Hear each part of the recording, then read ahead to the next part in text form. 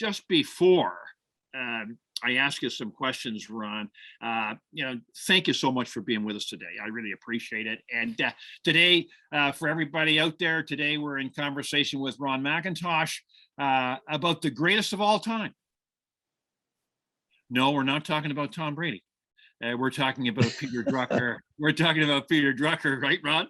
And so, and many people call him the father of modern management. And we're going to hear some things from Ron on the reasons why. Okay. So, we're also going to discuss here's the father of modern management, Peter Drucker. And he is so relevant today for leaders today. One of the reasons that Ron and I get so excited about Drucker is that, we read things that we've read before, and wow, that's very applicable to right now. Isn't that true, Ron? Absolutely. Yeah. Yeah, no question. I don't think there's anybody on the planet who knows more about Peter Drucker than Ron McIntosh. And at CEO Global Network, and I kid Ron about this, but it's serious. I'm serious. we channel Peter Drucker through Ron McIntosh. Ron, you've read everything he's ever written. You've studied him for as you said, decades, and so this morning we're going to do a little bit of channeling through you and get some of your observations and nuggets. Right? This is a session on the nuggets from Peter Drucker, from his someone who studied at his knee, Ron McIntosh. I want to just let everybody know a couple of bullet points, Ron, if I can just embarrass you a little bit here for a second. Ron is one of the most caring people in the world. He and I are best friends. And we've known each other for a number of years now, Ron? And Ron, 8 years, yeah. And Ron is a mentor to not only me, but to many CEOs who would basically walk through a wall for him. They think so highly of him, and it's because he cares. He knows a lot, but he cares even more. Right. So you're going to hear from Ron, and by the way, he's with us today from Indian Wells, California. And so I appreciate you taking the time, Ron, out of your busy schedule there. And I know you don't have a lot of time for golf there because you're mentoring CEOs and running classes on leadership. So Indian Wells isn't in the picture behind me, just so you know. No, there's not a picture behind you. What is in the picture behind Ron is a shot of the Rockies, of course, the Canadian Rockies. And Ron was born and raised. I tell everybody this about Ron. Ron was born and raised on a ranch in southern Alberta. And boy, that has helped form the man, right? That has helped form the man. And so what we got, I think what's behind you there, Ron, is you're not far from where you grew up, eh? About 10 miles, yeah. 10 miles from where you grew up. Yeah, about that. Yeah. How good is that? Hey, Ron went to Michigan State University, got his MBA as a young man, came out of there and joined Unilever, and and was involved with A&W when they were going through their renaissance, and then joined General Mills and ran Red Lobster, and really grew that company through a very important a number of years, and then joined Petro-Canada. Like me, became an oil man, right, Ron? You're a food man, and you became an oil man, and and ran their retail operations for a number of years, and then got involved with them around strategy and around marketing and around a number of real important business things that Petro-Canada wanted him to lead. And then we were fortunate to our paths crossed, Ron, and so for the last number of years, Ron has been the Chief Strategy Officer with CEO Global Network. He's also the Executive Director of our Global Leadership Training Program, and he mentors lots of CEOs and lots of executives, running two peer groups in CEO Global Network. He is a very busy man. So as I said earlier, I really appreciate you being with us, Ron, taking the time this morning. Yeah, I want to start with the first question, and I've got about 5 or 6 questions for you that are they're all focused around Drucker. I'll do And my best, John. no, I know you will. So the first question is, and I know we both love business quotes, right? What is one of your favorite Drucker business quotes? Well, I discovered a new one actually about a week ago, and I like him so much. Here's one. Only three things happen in an organization naturally: friction, confusion, and underperformance. All else requires leadership. And it just struck me how true that is, and how incisive it is, I guess, remarkably clear. So, Well, it's just it. I mean, he is just so he's just so clear in what he talks about. That's one of the things you love about him is he's to the point, eh? And yeah, and that quote is a natural, because without leadership, it's chaos, isn't it? absolutely. And we discovered it actually back in my Unilever days. And I wasn't, Yeah. I didn't emerge from Michigan State as a hardcore Drucker guy. But in the great turnaround of A&W, we had a mentor who was a Drucker fan, and his teachings were instrumental in turning that business around. And so that's where it really stuck. Yeah. Isn't that something? Eh? So you saw his lessons, being used in a very real situation, eh? And helping a company turn around. Absolutely. We had to develop a real trusting organization climate to even tackle the problems, which were strategic in nature. We had an obsolete concept. So what do you do with that? And so once we got the culture straightened out, away we went on strategy, and it was the adventure of a lifetime. So. Well, the adventure of a lifetime. You've told me stories about that adventure, and it was just a wonderful adventure for you, wasn't it? As a young man coming out of your MBA. I mean, isn't it great that your paths cross with those people? Like, it was. I was lucky to be part of it. There was 5 of us, and they needed someone to crunch the numbers as we looked at these various scenarios, and so that was me. And so it was great. Yeah, no, that was you. There might be some people on the well, thanks for that. And that is a great quote, by the way. And there's so many. If we have time, I might come back and ask you for another one. But just to forge ahead here, Ron, there's probably some people thinking Drucker. Man, I mean, if the guy was alive, he'd be over 100 years old. I mean, come on. How can his lessons be relevant today? I mean, and so, do you want to just comment on that? I mean, why are Peter's teachings and his lessons, why are they so relevant for leaders today? And in your opinion, Ron? I think subject matter and clarity, and subject matter is leadership, strategy, culture, managing in turbulent times. And in fact, his teachings have been passed down through the Jim Collins of the world and all the current thought leaders. You can see the influence, and but I see relevancy and primarily. Yep.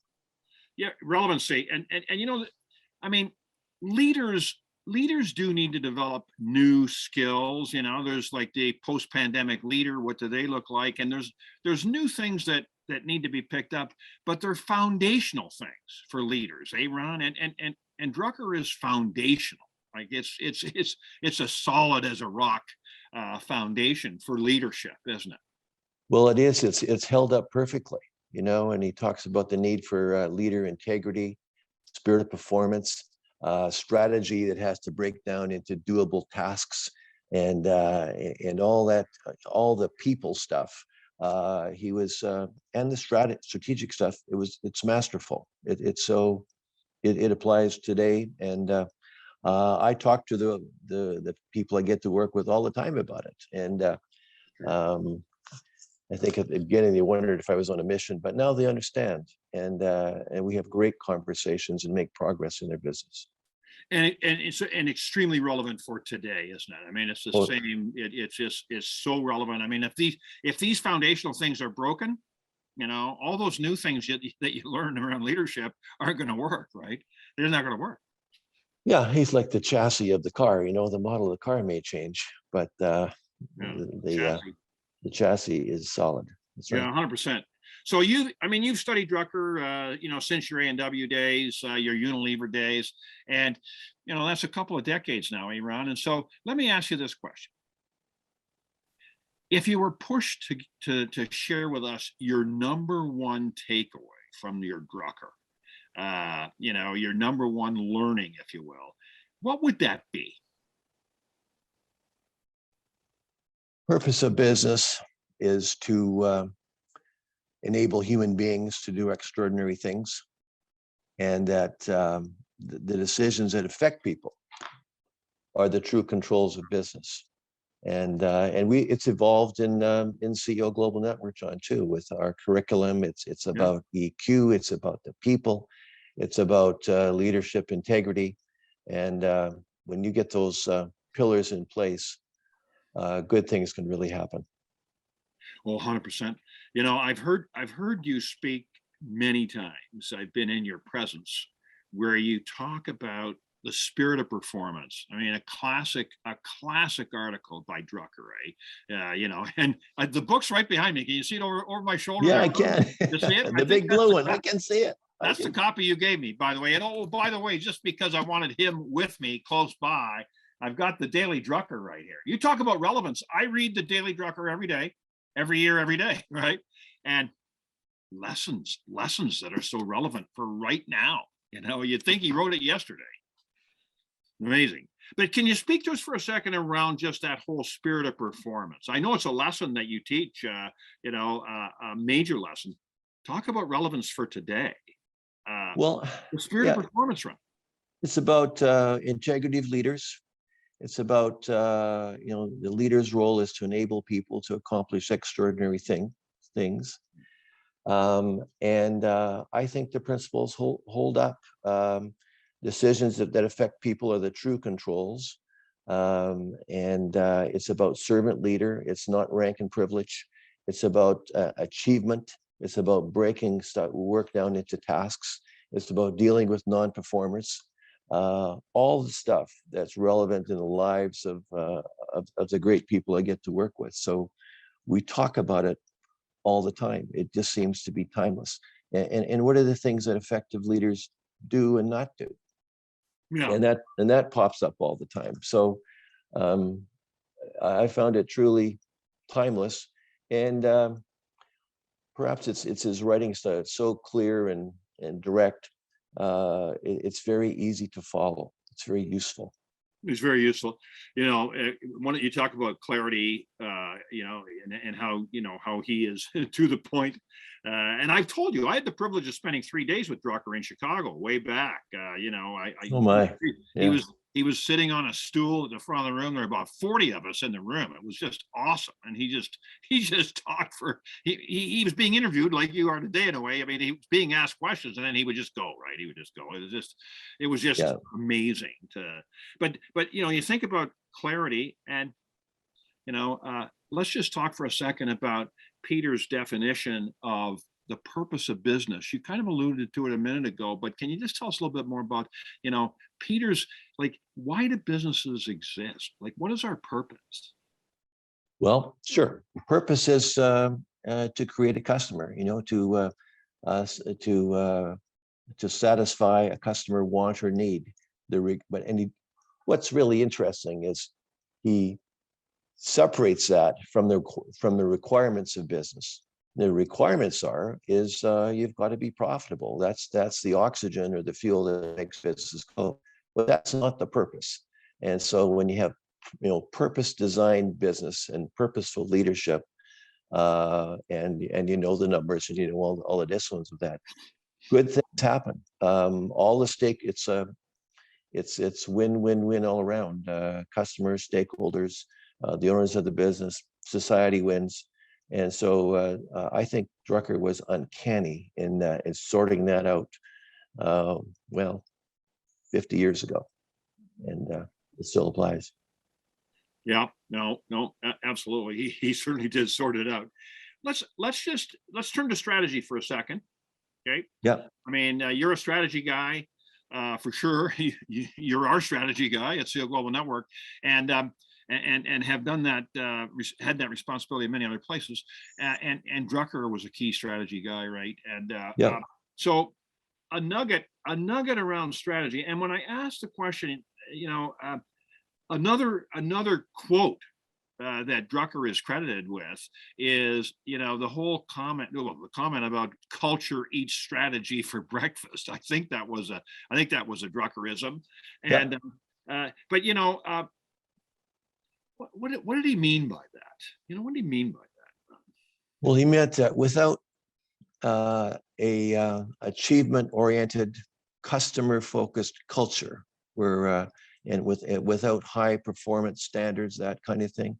Without that, strategy is doesn't really even matter. So culture is the I guess I would say the necessary but insufficient requirement for achievement. You need a strategy, and you need a high performance-oriented culture driven to meet the customer need. So, and he flagged that, and yes, he was extremely clear. He was extremely clear. That's as the nice always. thing. Yeah, as Yeah. always. Yeah. As always. Yeah. No, thank you for that. Oh, that's If great. if I can understand it, that's pretty clear. So, Well, me too. Absolutely, me too. yeah. We're going to wrap up in a few minutes here, Ron. But there's a couple of questions that I'd still like to ask you, and then we'll wrap up. And one of them is, Peter had 8 common practices for effective leadership. Right? Could you just quickly, just remind us of what those eight practices? I think a couple of decades ago, early 20s, I think, didn't you say, early 2000s? Yeah. And Yeah, he early 2000. Yeah, he was responding to questions and offered to write an HBR article addressing the point. So yeah, here, can you just take us quickly through those 8 points that he felt were critical?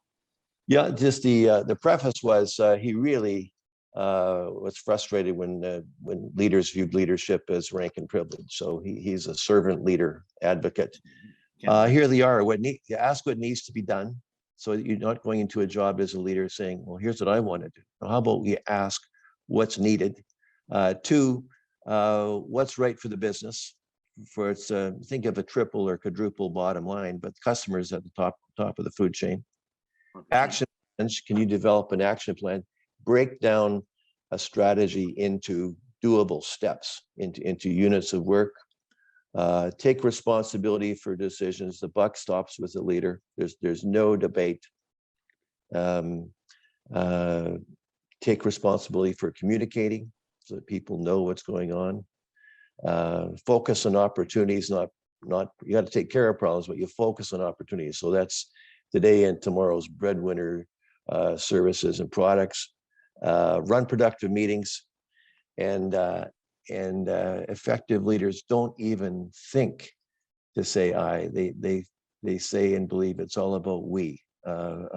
Successful business and contributions to society is a team sport, and it's not a Also said, and it's what's different too. It's different than people trying to say, good leaders have these traits or those traits or so on. It's kind of humorous. He points out, I've met leaders that were stingy and some were generous to a fault and this and that. And he says it's all about what they do. It's not about some were introverts, some were extroverts, and he disagrees with that strongly, and I agree with Drucker. So, I'm not surprised, Ron. Because we see it in our work, John. We see different personalities of guys that we work with, and ladies and men that we work with. Yeah. No, 100%, 100%, absolutely. And just think, Ron, of those 8 things that you just mentioned, they are as relevant today as they were when he wrote them back 20 years ago, right? And extremely relevant. Well, you might smile at this. You may remember I had these posters made for our live group meetings, and I put them on a poster. Just so please remember this if you remember anything. And no, it's great stuff. The last question, Ron, and then we'll let you get back to your mentoring and working with your CEOs. But the last question that I want to mention is, many executives have challenges with their boss, and Drucker talked about this, didn't he? Drucker talked about this, and you and I have worked with a lot of people, a lot of execs, a lot of CEOs, a lot of execs who challenges with their boss. And, could you just share with us Drucker's thinking? If he was with us today, what would he say to an exec who's struggling with the relationship with their boss? Well, he would say it's a couple things. It's really about developing trust, so we can speak clearly, speak to power. The overriding thing is saying to senior execs reporting to the president and so on, is to think of your boss as a customer. It's your job to help the boss be successful, and it's your job to figure out how the boss wants to operate. Does he want a lot of written reports? Does he want a lot of highlights? And so if you can generate, that kind of treat him as a customer, treat her as a customer mindset, and then do all you can to add value so that both he or she and the enterprise is successful, good things tend to happen. You'll have fun, you'll achieve more, and you probably are at the front end of a long relationship, which is nice. Which is nice, absolutely. Those words are just so true, and it's just great advice. And a lot of people have successfully embraced that and made it work. Hey, Ron, I mean, you've seen it, I've seen it. If you go the other way, it's not going to have a happy ending, is it? You cannot play victim. It's your job. It's your job to treat him as a customer. Job. Hey, Ron. Yes. We could talk all day about this. I could talk with you about Drucker and his ideas for hours. But we need to wrap it up now. But I can't thank you enough for taking time to be with us today and sharing these ideas with us because they are so relevant to leadership today. And helping leaders succeed is what we're all about. And boy, Drucker really helps. His wisdom certainly helps us in that regard, doesn't it, Ron? It does. It's timeless, and I couldn't think of a more pleasant thing to talk about, John. Well, we'll do it. We'll do it again, Ron. We'll do it again. Let's do it. We'll delve into some different areas. But have a great day. Thank you so much. And you're just a great guy, and I really appreciate all your support and your friendship. I'm just so glad that our paths crossed along the way, because you're a very special person. So thank you for being with us. Oh, thank you, John. Heartfelt. So, thanks. Thank you. Bye-bye.